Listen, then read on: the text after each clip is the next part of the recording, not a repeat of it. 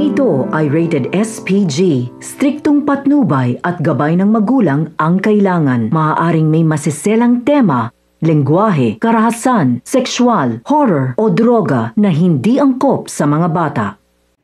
Naisahan nga ni Tanggol itong si Espinas para makilala niya kung sino ang taong nagpatong ng malaking halaga kapalit ng kanyang buhay.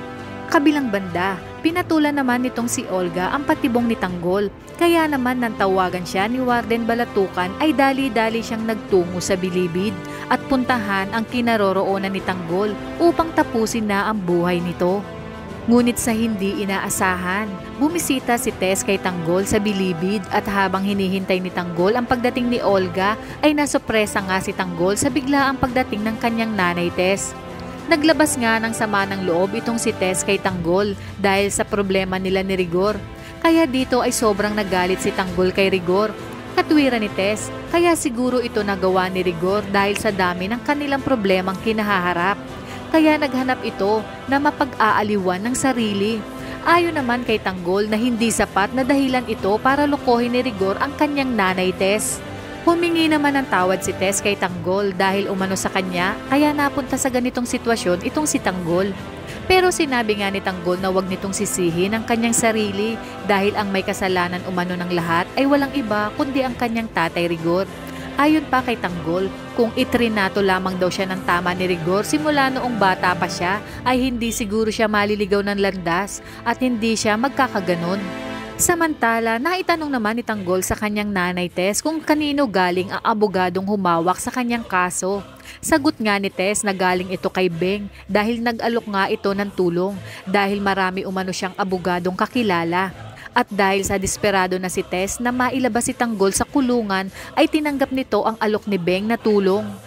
Kaya dito, dahil sa mga nalaman ni Tanggol ay napagtagpi-tagpi niya ang mga bagay-bagay na nangyayari sa kanyang buhay. Napagtanto din niya na baka nga may kinalaman nga itong si Beng sa pagtatangkang bumaril sa kanya. At marahil ito din umano ang nagpatong ng malaking halaga ng pera para sa kanyang buhay.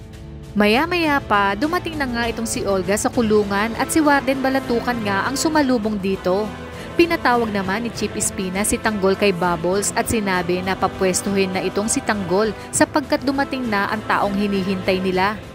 Habang kausap nga ni Chief Espinas itong si Olga ay sinabi nga niya na bago niya ipakita si Tanggol sa kanya ay tinanong nga niya si Olga kung ano umano ang atraso ni Tanggol sa kanya. At pinaikot nga niya itong si Olga na kunwari ay wala pa itong alam. Ngunit iniba nga ni Olga ang istorya. Ayon nga kay Olga na nakuhanan ng kanyang anak ng droga itong si Tanggol at sa kagustuhan isurrender sa mga pulis ng kanyang anak ang nakuhang droga ay hindi nga pumayag itong si Tanggol at ang kanyang grupo at napatay ng mga ito ang kanyang anak.